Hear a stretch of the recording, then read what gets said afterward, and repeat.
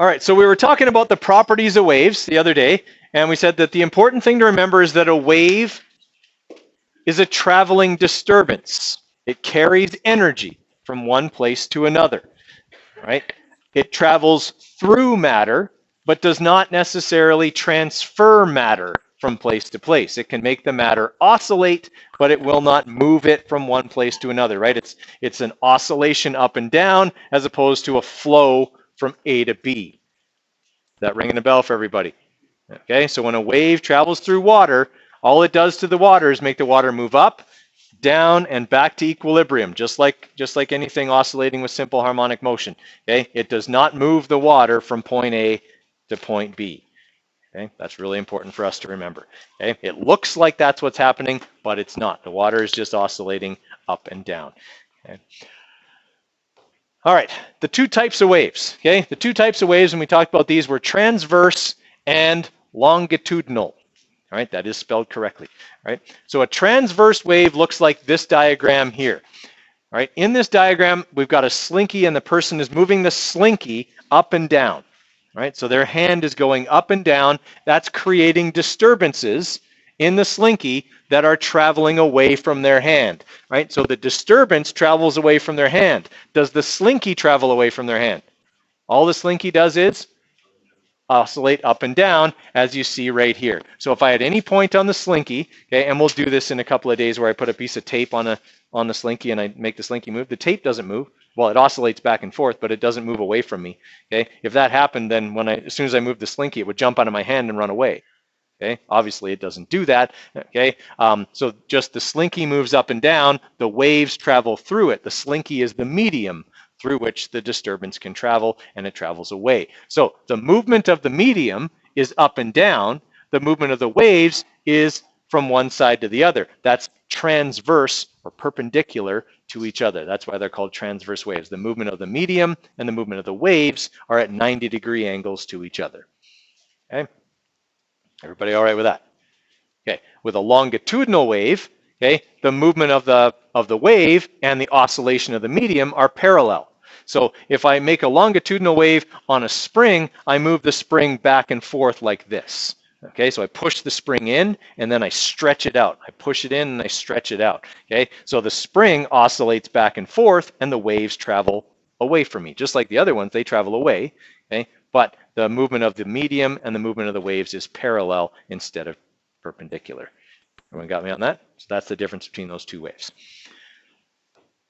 All right, so a transverse wave is one in which the disturbance is perpendicular to the direction of travel of the wave. Okay, so that's what we need to know about transverse waves.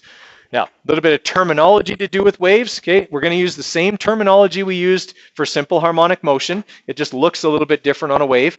Okay, the maximum distance that the medium moves from its equilibrium position is called the amplitude. Exactly the same as it is for a pendulum.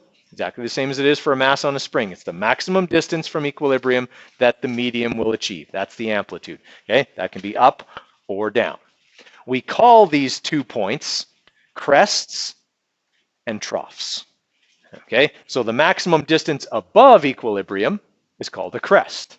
The maximum distance below equilibrium is called a trough because it's shaped like the thing animals eat food out of. Okay.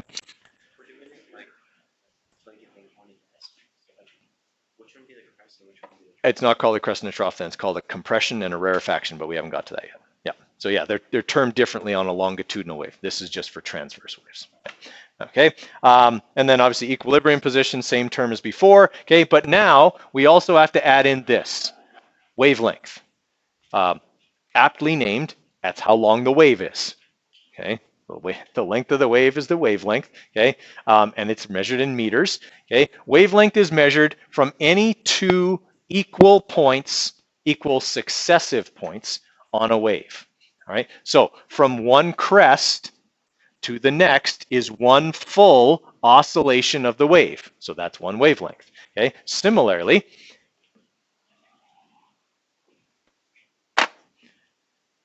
okay, distance from this equilibrium position to that equilibrium position is one wavelength. Okay, that's one complete oscillation apart. Everybody follow? Okay, and same is true from trough to trough. Okay, they're one complete oscillation or one wavelength apart. Everybody okay with that? Okay, so that's wavelength. It's measured in meters. This symbol here, also new. That's lambda.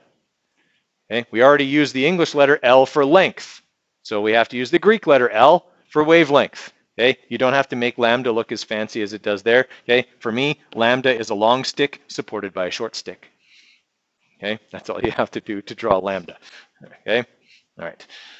Okay, and that's going to stand for wavelength. Okay, everybody good with that?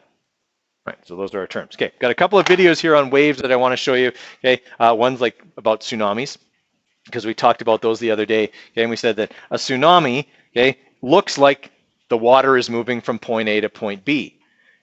And it's not doing that because of the wave, it's doing that because the wave left. All right, so if this is the ocean out here, and then this is the shore, okay, what happens with a tidal wave is out here, okay, there's an earthquake, okay, and that earthquake pushes a column of water that in some cases could be up to a kilometer or more deep, okay, pushes upwards on that column of water.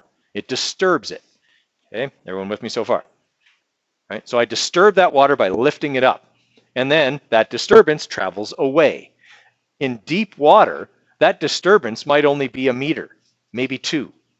Okay, like if you were on a big ship, you wouldn't even notice it as it passed. Okay, the problem is when it gets closer to land. Why does it, if it's only a meter or 2 high out here, why is it a big deal when it gets closer to land? Yeah, the shore comes up, and that does a couple of things to a wave. Okay, as this big wave, well, it's not big out here, but as it approaches the shore and the water gets shallower, the front of the wave slows down. Okay, because depth affects the speed of a wave. Okay, so as the water gets shallower, the wave slows down. Okay, but the front of the wave slows down before the back of the wave. So what does the back of the wave do? Right, it catches up. Okay, not completely, but it gets close. All right, so the front of the wave slows down, back of the wave catches up. Okay, and what happens to the wave?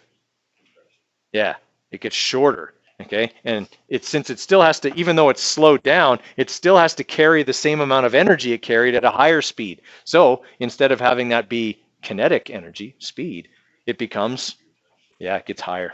Okay, so as it gets shorter, it gets taller.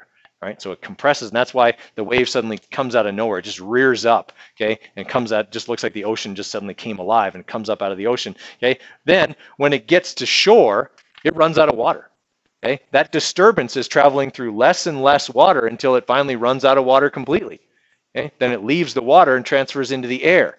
Well, air doesn't transfer the wave energy very well, so we don't really notice it. We might feel like a gust of wind or something like that temporarily, and then be gone. Okay, but now you have this huge column of water that was previously supported by wave energy, and that wave energy is now gone. So what happens to the water?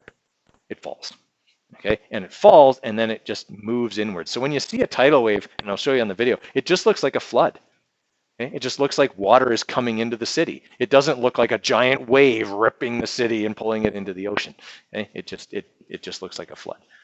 So like how come in Hawaii or California there's always constant waves versus Well, they're wind-driven waves, and actually the second video I'm going to show you is going to show you why they get those kind of waves. But a wind-driven wave, the oscillation isn't just up and down. There's a bit of a rotational oscillation in there as well. The water's still not moving from A to B, but that circular oscillation, when it catches the shoreline, in certain places in California, the shoreline has just the right shape to channel waves, concentrate them, slow the front of them down, let the back of them catch up and get tall.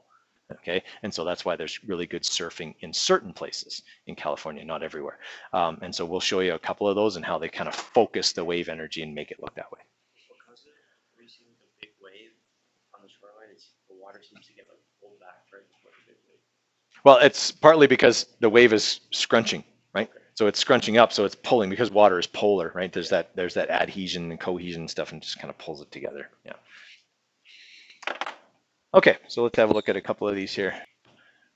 Okay, so with our longitudinal waves, okay, we kind of saw in the video what that looked like when they had this slinky that was on the rod and they were just moving it back and forth. Okay, we could see that you get essentially an area of compression, Okay, that's the dense part. And then you get an area that's rarefied or stretched, okay, called a rarefaction. Okay, so you get a compression and a rarefaction, and a longitudinal wave is a series of compressions and rarefactions. Okay, and you see that that's how speakers make sound waves. They push forwards, compressing the air, and then they pull backwards, rarefying the air, and you get this series of compressions and rarefactions that make sound waves. Okay, differences in pressure. So again, with a longitudinal wave, you have an oscillation of the medium that's back and forth, but the waves are traveling parallel to it instead of perpendicular like they were in a transverse wave.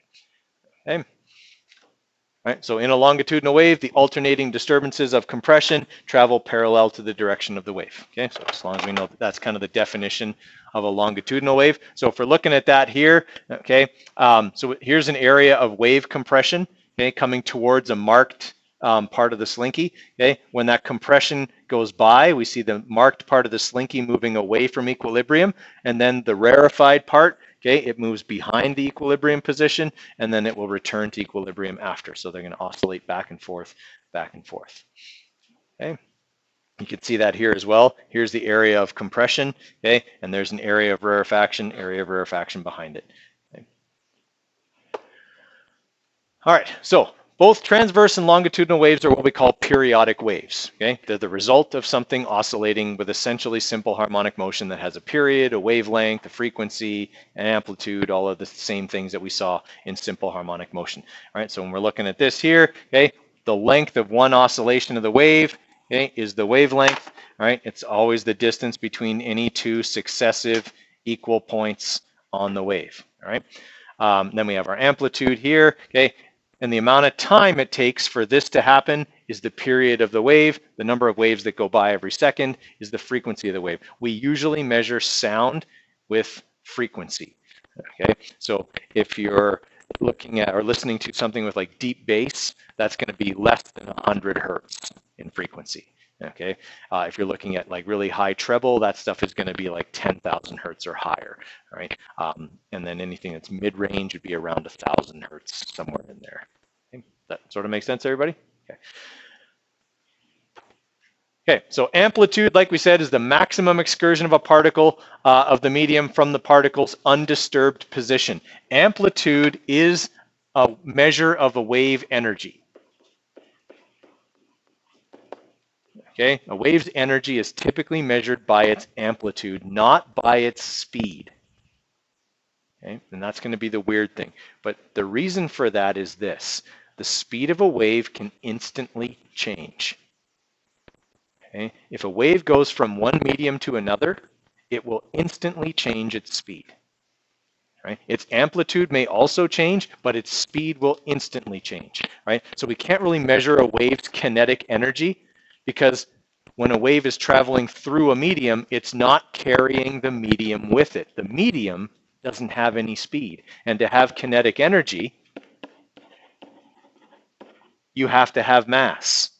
If the medium's not moving, the medium doesn't have any speed. Therefore, the medium has no kinetic energy. The wave is moving at a great rate of speed, but the wave is just energy. It's not carrying anything with it. Okay, everyone follow me on that? So it's the height of the wave, okay, or the amplitude of the wave that essentially carries the energy. The further it makes something move, okay, or the further it's disturbed is a measure of the wave's energy. Okay, all right. Yeah. Okay, we talked about wavelength already. Wavelength's the distance between any two successive equal points. Okay, distance between two successive troughs, crests, or any other equivalent point on a wave.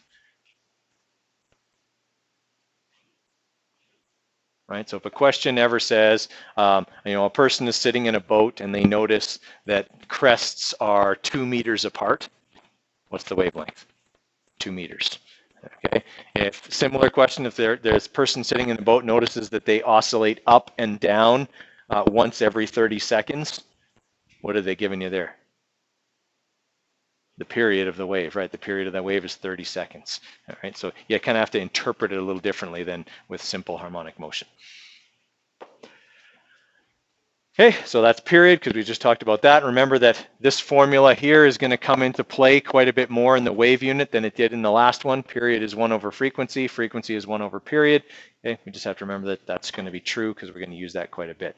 Okay, so period will usually be measured in seconds, but I mean it could occasionally be measured in minutes or something like that. But most of the time it'll be seconds. That means frequency is going to be measured in hertz, or cycles or waves per second. Okay, cycles per second.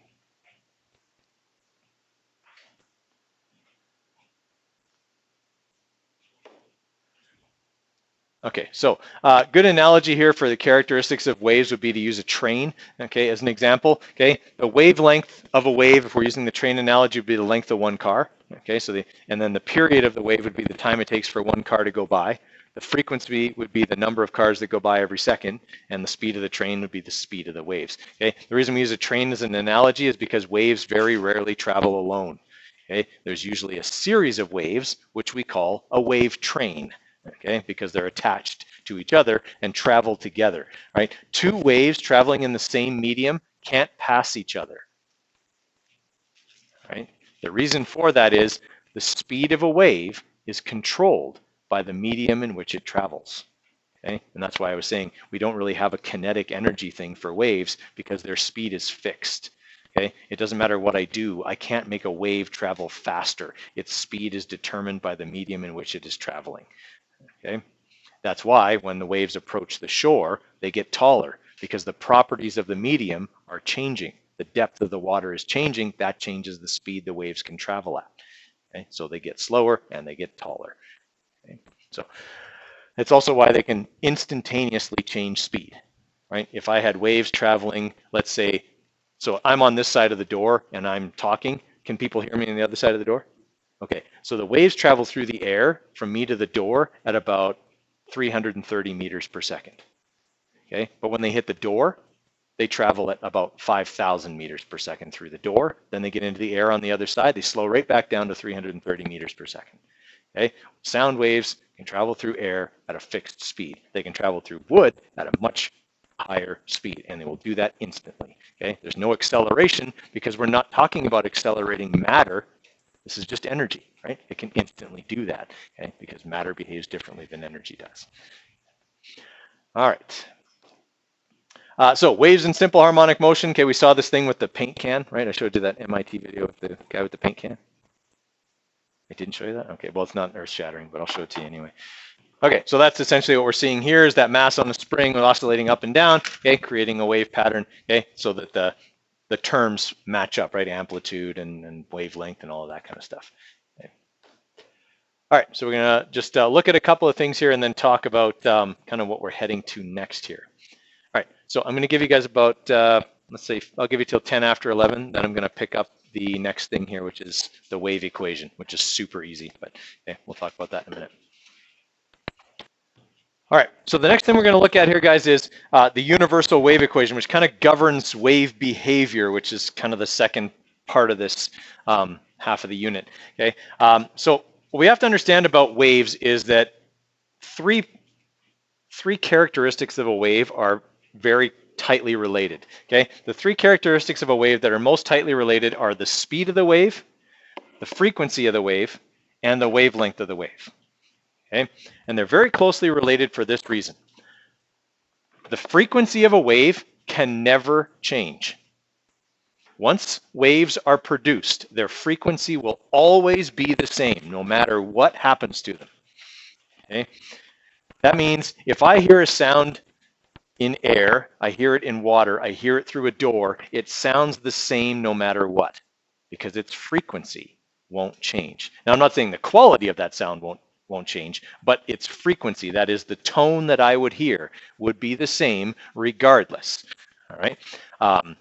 If you've ever been in a pool where sometimes they have music playing in the water, okay? The music, I mean, yeah, our ear isn't designed to hear underwater, but you can still tell what song it is. It's still the same frequencies of sound, the same tones, all of that kind of stuff, as you would hear if you were above the water, right? That's important in synchronized swimming if you've ever watched that, okay? They have to hear the same music underwater because sometimes part of their routine is they're swimming upside down under the water and they have to stay in in time with the people that are above. Okay, so they need to hear the same stuff. Frequency of a wave never changes. Okay, same reason why the color of light doesn't change when it goes from air into water. Okay, it's still red or yellow or whatever. Okay, it doesn't change its frequency because of what's happening to it. The frequency of a wave can never change. Okay, in case you were counting, I have said that the frequency of a wave can never change now 7 times in the last 2 minutes. Okay, is that something that might be important? Yes, the fact that the frequency of a wave can never change is really, really important. Okay, now here's why it's important. These two properties of a wave do change, can change all the time. All right, but they're all tied together. So we've got a bit of an issue with having a property of waves that can never change being tied to two properties of waves that do change and change all the time. Okay, that's where the universal wave equation comes in. Okay, the universal wave equation says that the speed of a wave is equal to the frequency of a wave times its wavelength. Okay, that's the universal wave equation. So if we're looking at that in terms of units, speed would be in meters per second. Okay, frequency is in hertz, which is per second, and this is in wavelength in meters. What's per second times meters? Meters per second. Okay, that's where we get the speed from. This could also be written like this, right? Because F is 1 over T. Okay, this would be meters divided by seconds, meters per second. All right, so either way will work. Okay, that formula is on your formula sheet, but it's only present on your formula sheet in this form. All right. Okay, so here's what we were saying. Frequency of a wave can't change, but the wavelength of a wave and the speed of a wave can change, and they change all the time. So if they're all tied together and they're in this equation together, but F can never be a different number, what happens when V and F are different, or sorry, when lambda and V are different numbers? Yeah, it basically means that if one of them changes, the other changes in exactly the same way in order to maintain the frequency of a wave. Because if I manipulate this equation to solve for frequency, it looks like this. F equals V over lambda. Everybody okay with that? So if I slow down, my waves have to get smaller. Okay, if I half the speed, the waves will be half as long. Okay, in order for this number to stay the same. Right, and that's what we see. Okay, we were talking about how when a wave approaches the shore from the deep ocean, that it gets taller, and it gets taller because it gets shorter. Right, it's getting shorter because it's slowing down. Okay, so when it slows down, its wavelength changes in response to that and makes sure that F always stays the same. You may.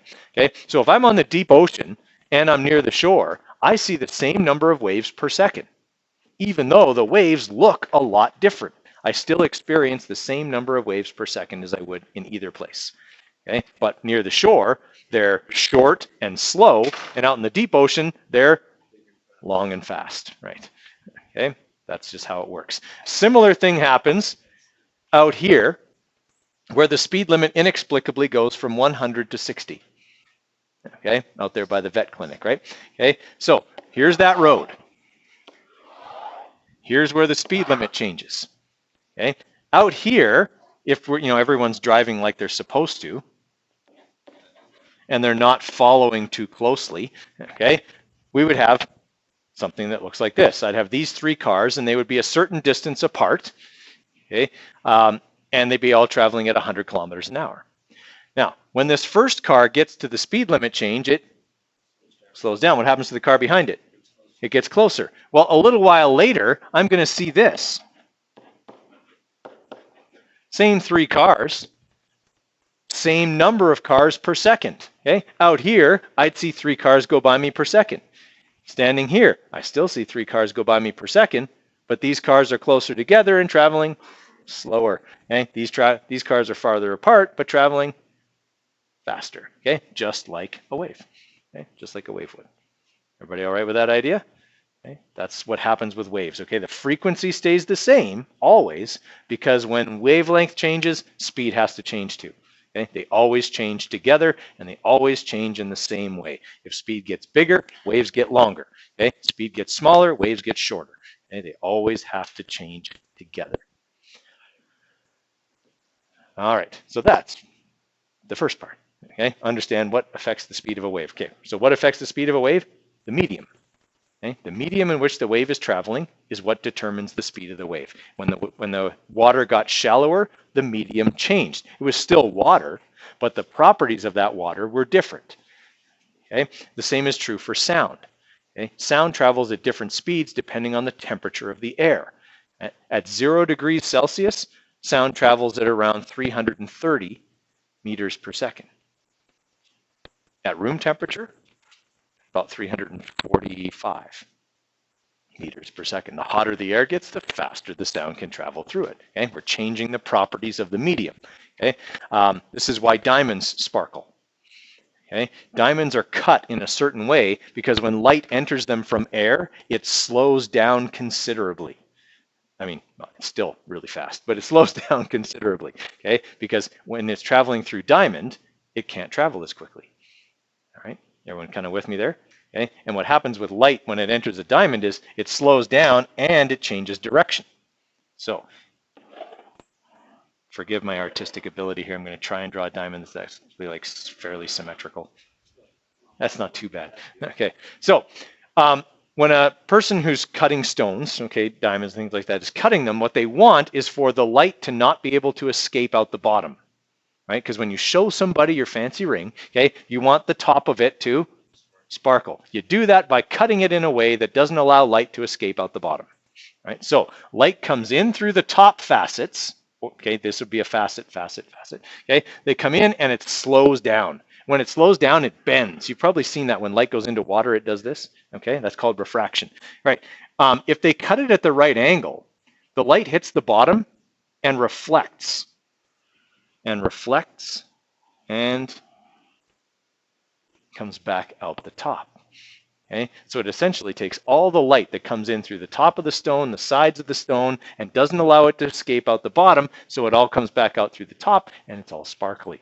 Okay? You put that same ring underwater, not nearly as sparkly, because the difference in speed between water and diamond isn't as big as the difference in speed between air and diamond. This is also how a jeweler can tell if you're a cheapskate. Okay? Diamond slows down light more than glass. So if you get a cubic zirconia, this angle is different than the angle for diamond. That's all a jeweler needs to look at. They can tell if that thing is real or fake in seconds. They just look at this angle. Okay? It is significantly different if it's not diamond. Okay? So guys, don't cheap out. Okay? If she's worth being asked to marry, she's worth the diamond. Don't be stupid. I did not make that mistake, by the way. I'm telling you from other people's experience because I'm not stupid. Okay? Everybody follow on that? Don't cheap out. They'll find out. They'll find out. Okay? Yeah. So if you're looking at it from the side, yes. would you notice that at all, or only when you look down on it? The sparkling part? Yeah. No, you only notice it from the top. Because you don't really see this part. Right? It's in a setting, right? It's inside of the jewelry, whatever it is, necklace or diamond or ring or whatever. So you don't see this part. This part is just to channel the light back out the top. Yeah. Okay. Sometimes they'll do like a quick test where they just shine light down the top. Like they'll just put a light right over top of the stone and see how much of it comes out the bottom. Okay. If it's a true diamond, there's virtually no light escaping the bottom. If it's glass, you get this spotlight. Okay, so you can tell it's quick. Like someone who knows what they're looking for knows that right away. Okay, and it's just again taking advantage of the fact that light changes speed depending on what medium it's in, and light's a wave. All waves do this. Okay, when waves enter a new medium or the properties of the medium they're in change, their speed and wavelength will change. Okay, so how fast does a traveling wave move? Well, there's ways we could find that out. We could use V equals D over T. Right, we could measure how far a wave travels and time it. Here's the problem. Sound waves are invisible. So it's hard to see them. I mean, we could hear them and go, okay, the gun went off and I'm over here and I can time how long it takes the sound to get to me, except that I don't know the sound gets to me until it gets to me, right? So I have to watch for the smoke or something like that. I could time the wave. I could do that, but it's difficult, okay? I could try and watch waves on the water, except on water, there's not always a reference point, and water waves don't necessarily, their shape changes all the time. How do I know if I'm watching the crest of the wave here and there? It's hard to do that because waves shape kind of alters a little bit. So it's hard to do that. So instead, what we do is we find the equivalence of distance and time for a wave, okay? And that would be the length of the wave by the period of the wave. Okay? It's much easier to measure how long it takes something on that wave to oscillate up and down one time than it is to time the wave from A to B. Okay? Everyone kind of follow me there? Okay? And measuring the length of the wave is also a little easier because you can look at one crest to the next crest, and that's a little bit easier to time. Okay? So we'd be looking at that, or obviously F times lambda, the way it's written on your formula sheet. Okay? So this is what we were looking at before. Okay, if we're looking at waves traveling in the water, we said the properties of the medium affect the speed of the wave. Okay, so we got waves out in the deep water that are long and fast, and as they approach the shore, okay, the properties of the medium change. It becomes shallower. They get taller and shorter and slower. Okay, and they mentioned this in the video we watched, that the energy of the wave has to be conserved. So it goes from being fast to being tall. Okay, that just rears up and essentially converts that energy. Okay, so it's important here, obviously, that to know that the speed of a wave is dependent on the properties of the medium in which it is traveling. Okay, that is something that is crucial for us to know about waves. Okay, the speed of a wave is determined by the medium in which it travels, light included. Okay.